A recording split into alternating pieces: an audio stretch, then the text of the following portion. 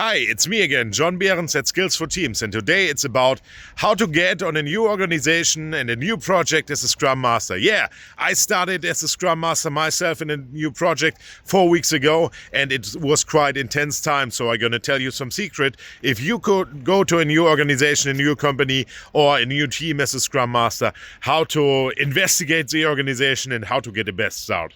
But first, I will get some nice burger because it's Sunday and I need some nice food. They will close down and then I will find a not that rainy place for recording that video.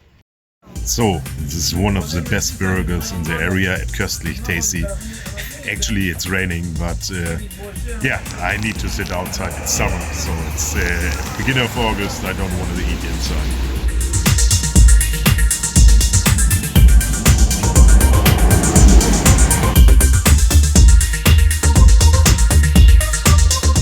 So finally I had to upgrade my flow stick, and actually it's my first tip as a Scrum Master. Don't get stuck too much in technique if you go to a new organization. Usually at the beginning not all the systems you need to work. Maybe you got some misconfigurations in Jira, in GitLab or Azure DevOps, any tools you use. You should not get stuck on that in the beginning. Better connect to the people and work with them.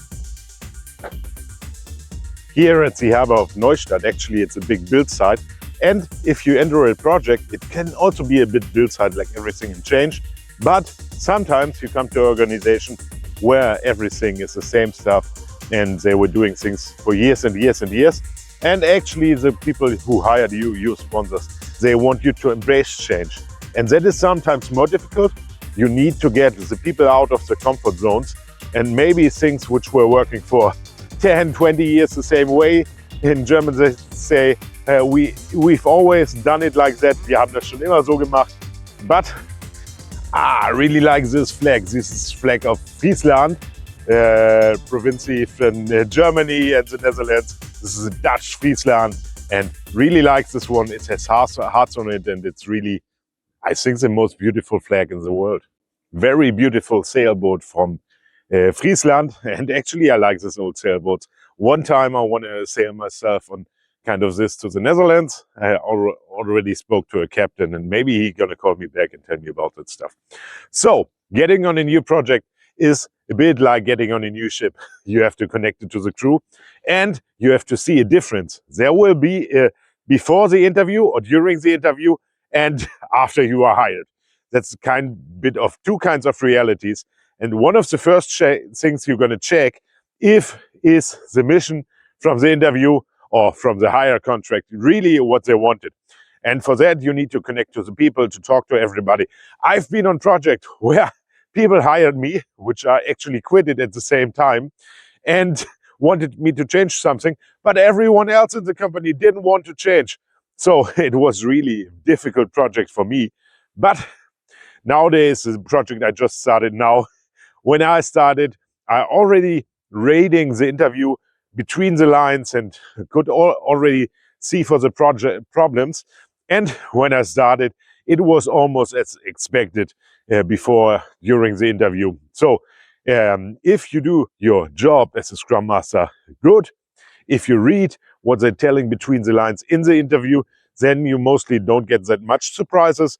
But it's also a good thing to check if the mission setting is really what they wanted, what other people expect of your work. Maybe if they have something against Scrum Masters or had bad experience, uncover these things.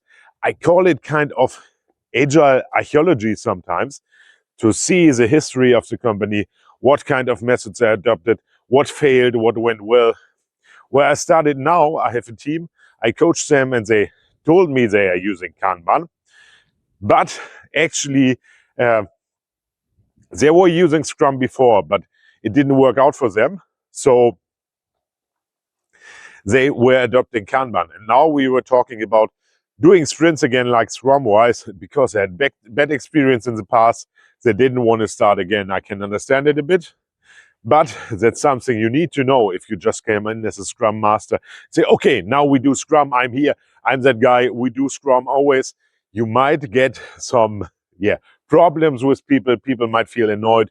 So first read what they tell you, read about the history, understand why they don't want to start something. And in that case, it was the best thing to do it softly, like start where they are, the Kanban principle, instead of enforcing them to do. And this is also a really interesting ship. It's a training ship from the Deutsche Gesellschaft zur Rettung Schiffbrüchiger, the Search and Rescue organization. It's called Carlo Schneider. And actually here in Neustadt, all the SAR people from DGzRS are trained. So it's their training headquarter. They used to train how to help people who get in difficulties on sea. And up there, there's a co-working space where I also recorded my software architecture video. You can find it here. So maybe if you're interested in software architecture and holding workshops about it, it's a good one. This place is about between history, between old stuff destroyed and new stuff built. And that's actually most projects I went to. If I'm hired as a Scrum coach, as an Agile coach, I come into a project, they have a history, they want some change, so they maybe drop some things, and they want to build new stuff. And that's mostly the setting. The first thing, my experience, you have to do is connect to the people. You need to get the connection to the people so people can accept you. Not everyone in the company knows you, and not everyone may be happy about you being there. So you need to get some connections. You need to get some respect from the people. So if I want to coach people, they need to respect me. They need to know I want to bring some good stuff to them, and they need to get some trust inside me. That's the most important thing. It's more important than technique, than all the kind of meetings. You need to take care, not at fail, and fulfilling that stuff. But most important stuff is the connection. And the other thing is, don't change too much. Don't change things which are not broken at the beginning. Find the biggest problems and solve them. So, for example, if you have a team not using Scrum, they use Kanban, don't come in and push it with enforcement.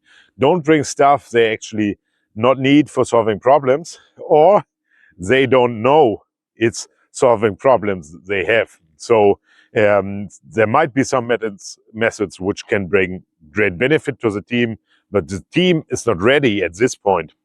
In this case, you need to postpone it for later, for a more stable moment, and try to improve the stuff which they actually see as a problem, which they know about, and get the other stuff done later. The next one is, don't get struggled inside their wars. There might be political games inside the company. There might be political games inside Agile coaches if you connect to them. If you have like multiple Agile coaches in organizations, it's always useful. For example, I've been to that project and they had like about 4 Agile coaches besides me, and they had like 2 fractions of Agile coaches. One were highly introducing safe, and the other ones were highly going no safe, just do OKRs. And those kind of Agile coaches had kind of war between each other, which ended into leaving. But myself, I didn't get into their struggle. I just did my thing. I was open to safe. I was open to OKRs, because I don't want to waste energy inside that kind of fights. And that's even like kind of mental thing. Don't get too much into details, and try to see what you can improve with your teams or in your part of the organization. And the next tip I have for you is, take care of your energy. So as an Agile coach, you have a lot of work to do. You have a lot of people to meet, and that's kind of exhausting even for me sometimes. Maybe you have trouble in organizing stuff, how to get there, where to stay, or how to connect to the systems, or even how to organize it with your usual company work. And that will put a high load on your energy. So you need to take care. You can stay inside your coaching energy.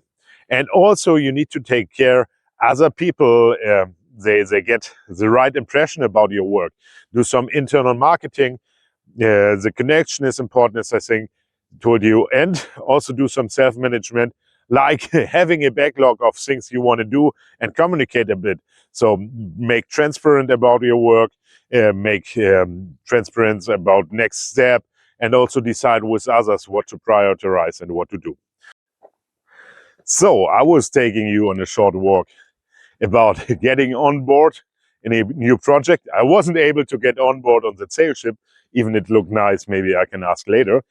If you have tips or if you have questions about how to go on board as a Scrum Master, what to do with your teams, write it in the comments. Even if you have recommendations for others, just write it down. I want to know everything. And to support my channel, like it, subscribe, and share it with friends. This was all about getting on board as a Scrum Master in a new team. And see you next time on Skills for Teams.